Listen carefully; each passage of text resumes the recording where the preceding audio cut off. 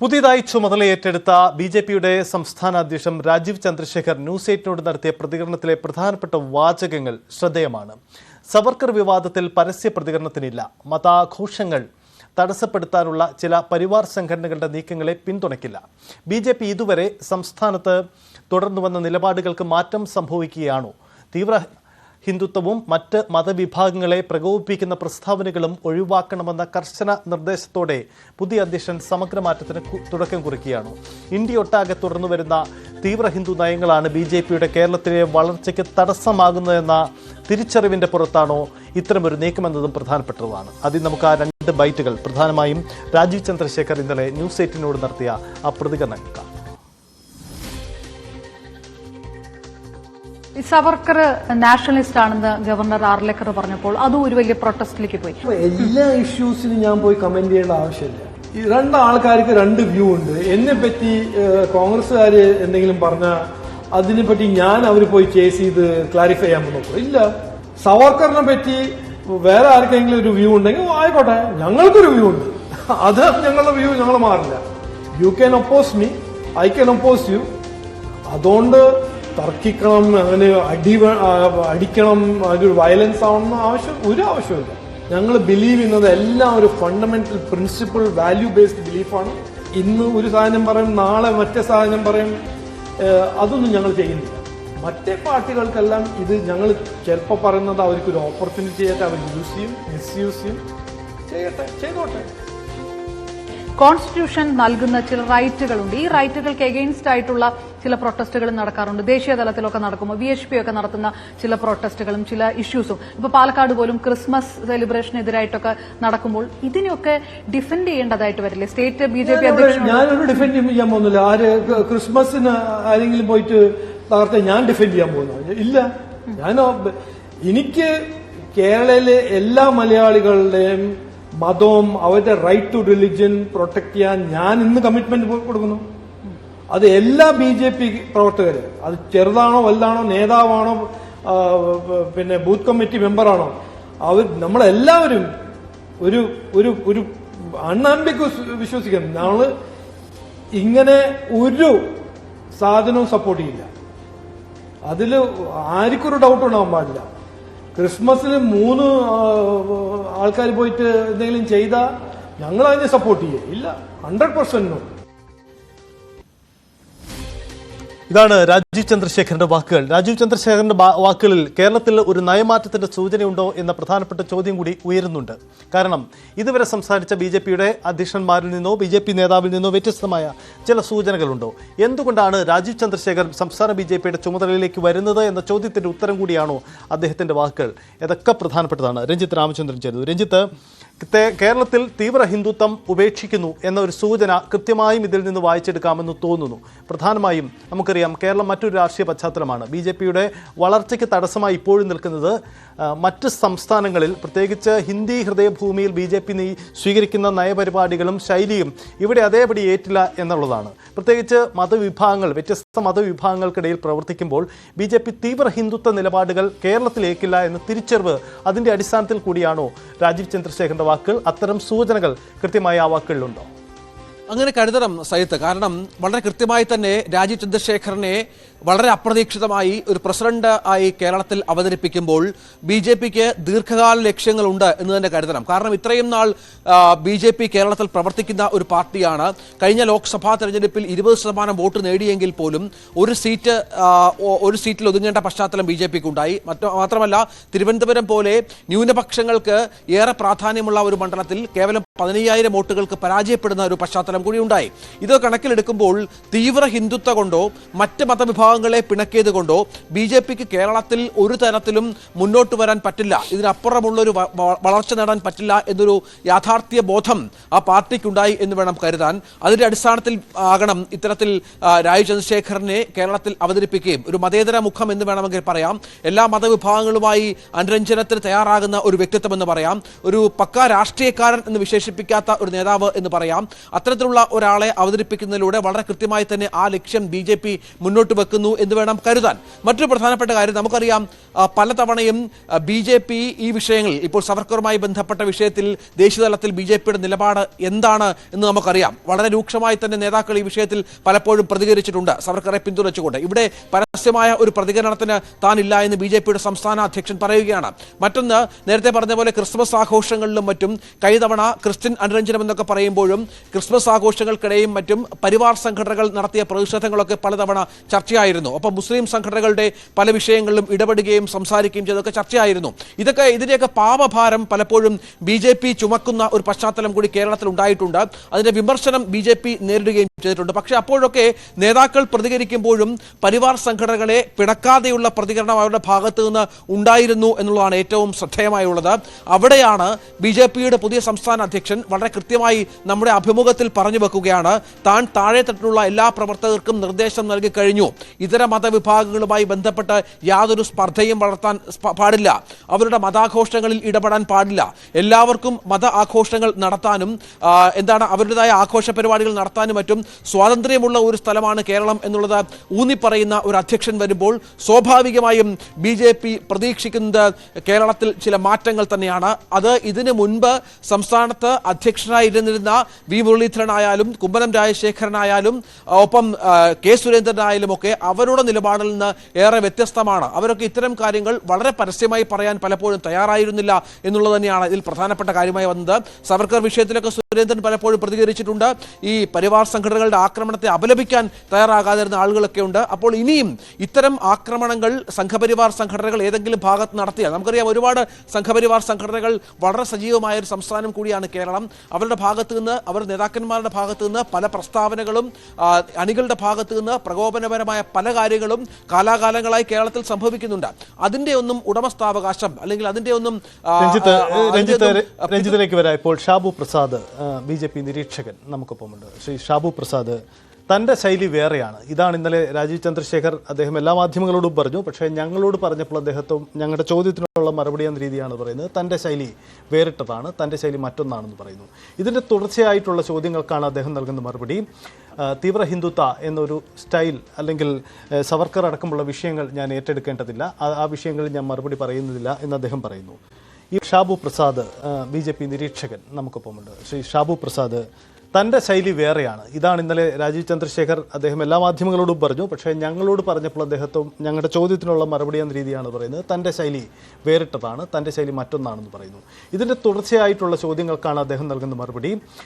തീവ്ര ഹിന്ദുത്വ എന്നൊരു സ്റ്റൈൽ അല്ലെങ്കിൽ സവർക്കർ അടക്കമുള്ള വിഷയങ്ങൾ ഞാൻ ഏറ്റെടുക്കേണ്ടതില്ല, ആ വിഷയങ്ങളിൽ ഞാൻ മറുപടി പറയുന്നതില്ല എന്ന് അദ്ദേഹം പറയുന്നു.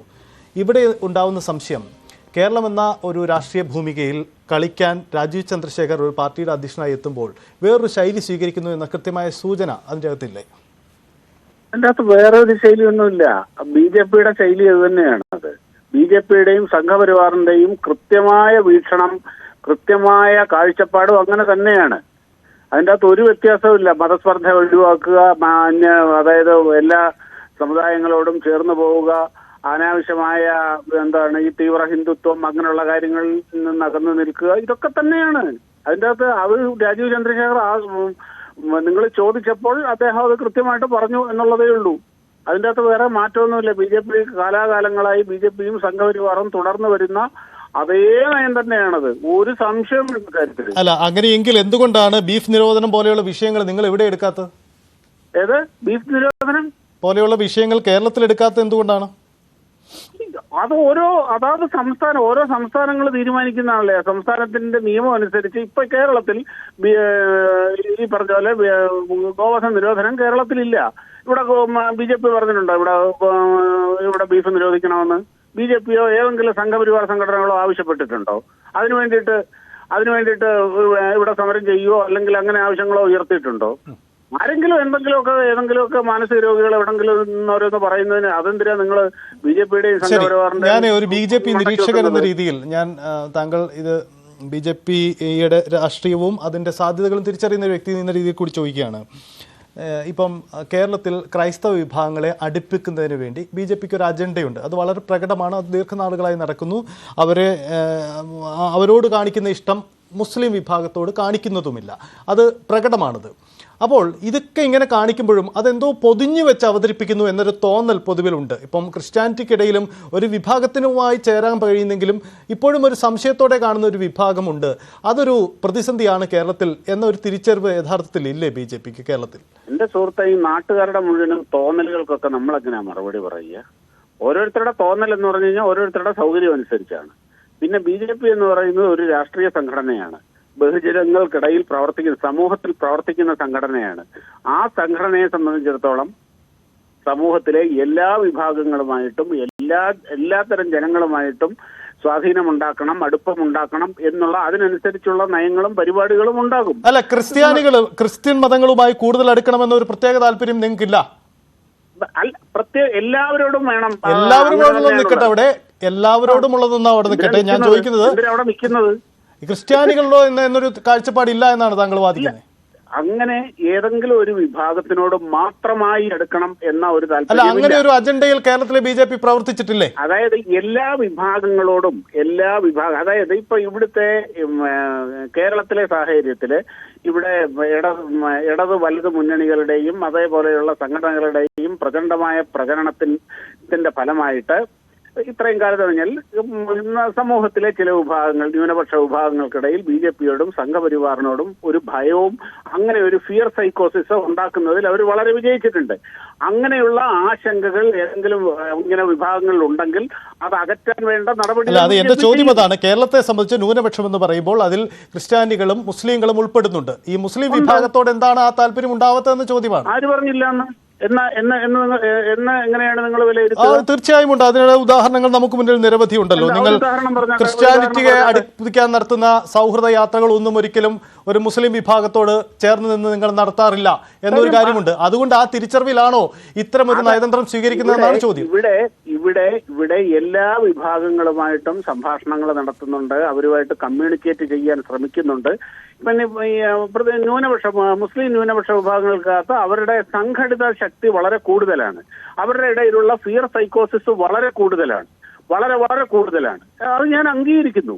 അതുകൊണ്ട് തന്നെ ആ ഒരു അവർ കഴിയുന്നത്ര ആ ഒരു വിഭാഗത്തിനെ അതിൽ നിന്നും BJPയിൽ നിന്നും സംഘപരിവാറിൽ നിന്നും ആ ഒരു ഫിയർ സൈക്കോസിസ് ക്രിയേറ്റ് ചെയ്ത് അകറ്റി നിർത്തുന്നതിൽ അവരുടെ ചില മത നേതൃത്വങ്ങളും ഇവിടുത്തെ രാഷ്ട്രീയ പാർട്ടികളും വിജയിച്ചിട്ടുണ്ട്.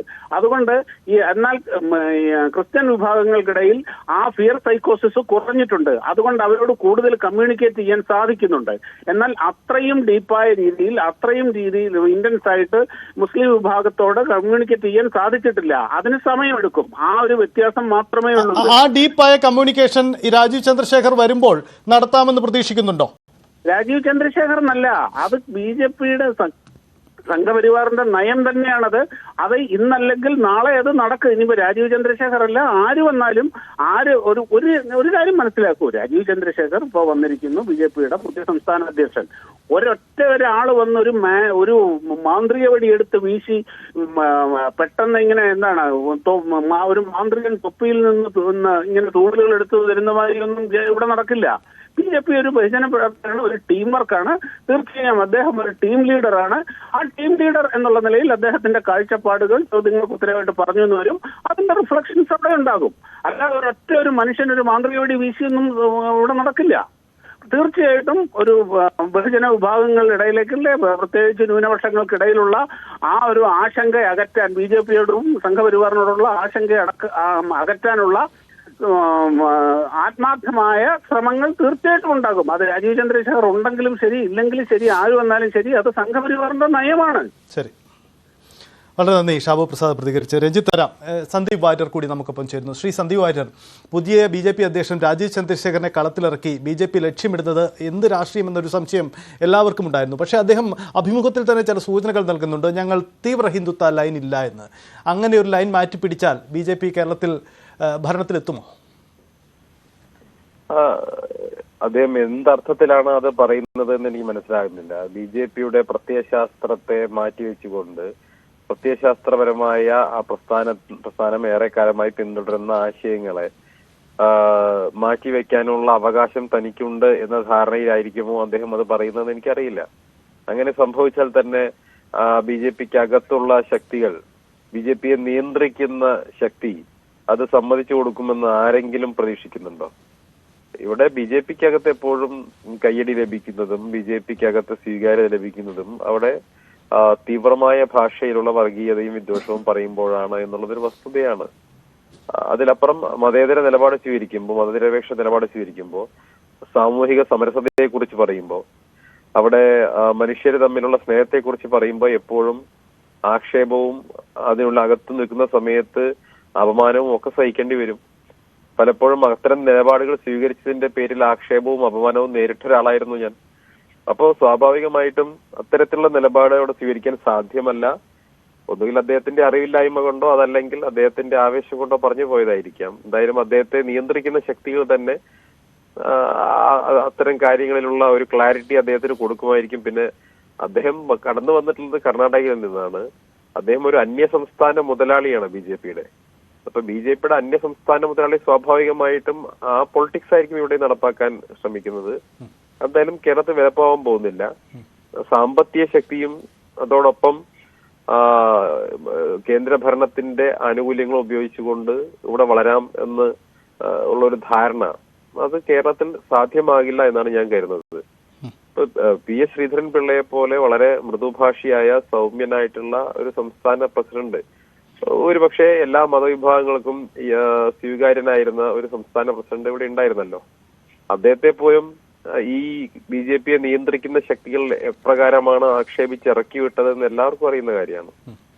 അപ്പൊ അത്തരം സൗമ്യത പുലർത്താൻ വേണ്ടി ശ്രമിച്ചാൽ, അതല്ലെങ്കിൽ എല്ലാവർക്കും സ്വീകാര്യനാവാൻ വേണ്ടി ശ്രമിച്ചാൽ BJPയെ നിയന്ത്രിക്കുന്ന ശക്തി അതൊരിക്കലും അനുവദിച്ചു കൊടുക്കാറില്ല എന്നുള്ളതൊരു വസ്തുതയാണ്.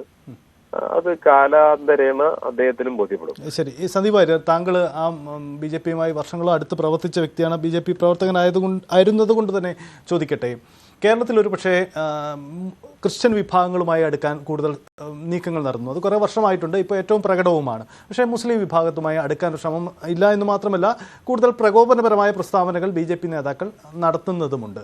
അപ്പോൾ എത്ര കണ്ട് അടുക്കാൻ ശ്രമിച്ചാലും, ഇപ്പോൾ ക്രിസ്ത്യാനിറ്റിയുമായും ആയിട്ടായാലും എത്ര കണ്ട് അടുക്കാൻ ശ്രമിച്ചാലും BJPയുടെ ഉള്ളിൽ മറ്റൊരു ലക്ഷ്യമാണ് എന്നൊരു തോന്നൽ പൊതുവിൽ ഉണ്ടോ? അത് മാറ്റാനാണോ ഇപ്പോൾ ഈ രാജീവ് ചന്ദ്രശേഖരന്റെ ഈ ഒരു അവതരണത്തിലൂടെ ശ്രമിക്കുന്നത്? അങ്ങനെ സംശയിക്കുന്നുണ്ടോ? BJPയുടെ ഉള്ളിൽ മറ്റൊരു ലക്ഷ്യമുണ്ട് എന്നുള്ളത് ഒരു വസ്തുതയല്ലേ. ഇപ്പൊ മതന്യൂനപക്ഷങ്ങളുമായി ഔട്ട്റീച്ച് പ്രോഗ്രാം നടത്തി അടുക്കാൻ വേണ്ടി പരിശ്രമിക്കുമ്പോഴും വാസ്തവത്തിൽ BJPയുടെ അകത്തുള്ള യഥാർത്ഥ ലക്ഷ്യം നിങ്ങൾ ജന്മഭൂമി മാത്രം വായിച്ചാൽ പുറത്ത് മനസ്സിലാവുമല്ലോ. ജന്മഭൂമിയിൽ വരുന്ന വാർത്തകളും ലേഖനങ്ങളും ഒക്കെ നിങ്ങൾ ശ്രദ്ധിച്ചിട്ടുണ്ടോ? BJPയുടെ മുഖപത്രം കൂടിയാണല്ലോ, RSSന്റെ മുഖപത്രമാണല്ലോ.